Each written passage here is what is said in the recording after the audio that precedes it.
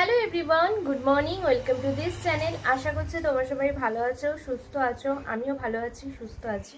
তো এখন বাজে হচ্ছে 9:30, আর কিছুক্ষণ পরেই আর কি 10টা বেজে যাবে। এখন দিনের বেলাটা যে কিভাবে চলে যায় ঠিক করে বোঝাও যায় না। শীতকালের বেলা হলে যা হয়, যাই হোক। আর এদিকে হচ্ছে অনেকগুলো জামা কাপড় ও আর কি আজকে কেচে দিয়েছে, তো সেগুলো সব ছাদে মেলে দিয়ে আসবো। দেন আমরা একটু বেরিয়ে পড়বো, মানে একটু বেরোনোর আছে। তো চলো এখন যাওয়া যাক। তো সকালে করলাম হচ্ছে রুটি, আর সেই রুটি দিয়ে কালকের যে রাজমা ছিল সেটা এখন খাওয়া হচ্ছে। এটা হচ্ছে সকালের টিফিন। আর এই যে এই ছট মাইয়ার পুজোতে না, ওকে কাজের ওখান থেকে অনেকে ঠেকুয়া দিয়েছে, আর তার সাথে ফল প্রসাদও দিয়েছিল। তো সেটাই তোমাদেরকে দেখালাম। আর এই দেখো আমি রেডি হয়ে গেছি, ছাদে চলে এসেছিলাম জামা কাপড় মেলতে। এই জাস্ট ঘরে ঢুকলাম, আর এদিকে হচ্ছে তোমাদেরকে বললাম না যে একটা জায়গায় যাচ্ছি।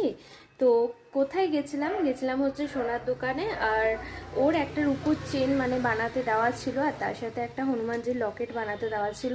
তো সেই যে লকেটের ডিজাইনটাও দিয়েছে না, সেই লকেটটা পাওয়া যাচ্ছে না এখন। যাই হোক, বললো ওটা অনেক দিন লাগবে, কবে আর কি ঠিক করে পাবো সেটা বলতে পারছে না আর কি।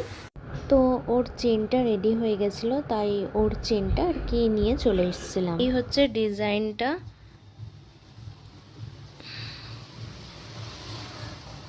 এই হচ্ছে ডিজাইনটা। আর ওর না এইরকমই একটা ব্রেসলেট রয়েছে, সেটা হচ্ছে আরও মোটা। এই হচ্ছে ডিজাইনটা, বেশ অনেকটাই কিন্তু মোটা আছে। চলো, এটা যার জিনিস তার জন্য আর কি খুলে রেখে দিই। বেশ সুন্দর, আমার বেশ ভালোই লেগেছে এই ডিজাইনটা। এদিকে তো তোমাদেরকে কালকে দেখালামই যে এগুলো সব ভিজিয়ে রেখেছিলাম আর কি জলে। তো সেটাই কিন্তু আজকে এই যে দেখো এই অবস্থা, এটাকে কিন্তু মিক্স করে নিয়েছি। এখন করব হচ্ছে বড়া। আমার কিন্তু সব কিছুরই বড়া ভালো লাগে খেতে, সে ডালের বড়াই বলো আর অন্য কিছুর বড়াই বলো না কেন। যাই হোক, এখানে হচ্ছে বড়ার ঝোলের আলুগুলোকে আমি ভেজে নিচ্ছি।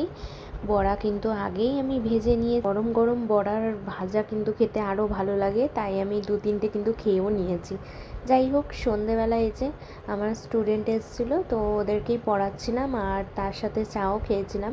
তারপরে ওরা চলে গেল। তারপর আমি ভাবলাম যে কি করব, দিয়ে মাথায় এলো যে চলো বিস্কুট বানানো যাক। আর আজকে কিন্তু তোমাদেরকে আমি বিস্কুট বানানোর রেসিপিটা শেয়ার করলাম। এইখানে কিন্তু আমি নিয়ে নিয়েছিলাম ভুট্টার আটা আর গমের আটা, তার সাথে রয়েছে রাগির আটা আর সামান্য পরিমাণে নুন আর একটু বেকিং পাউডার। তো এইটা ভালো করে চেলে তারপরে শুধুমাত্র তেল আর ঘি দিয়েই আমি মেখেছি। আর হ্যাঁ, তোমাদেরকে আরেকটা কথা বলা হয়নি, এর মধ্যে কিন্তু আমি চিনির গুঁড়ো আর তার সাথে কিন্তু দারচিনির গুঁড়ো দিয়েছি। দারচিনির গুঁড়ো দেওয়ার একটাই কারণ, গন্ধটা খুব সুন্দর আসে।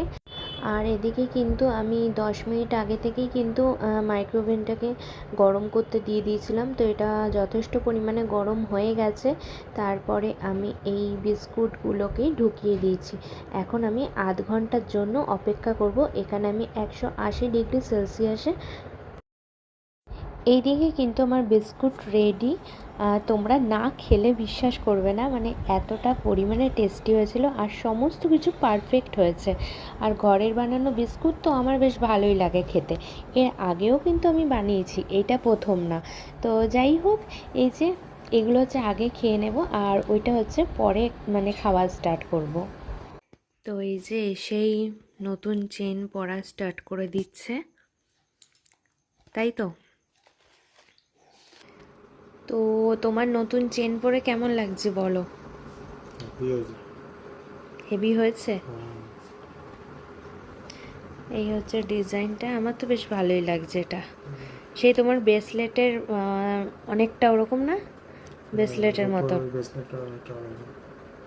ওটা একটু মোটা আর এটা একটু মানে সরু। ওটা ওরকম মোটা তৈরি করবে হাতের। হ্যাঁ, সেটাই। চলো, আজকের মতো এইটুকুনি ব্লগটাকে এখানেই এন্ড করে দিচ্ছি। আশা করি তোমাদের সবার ভালো লাগবে। নেক্সট ব্লগে আবার তোমাদের সাথে দেখা হচ্ছে।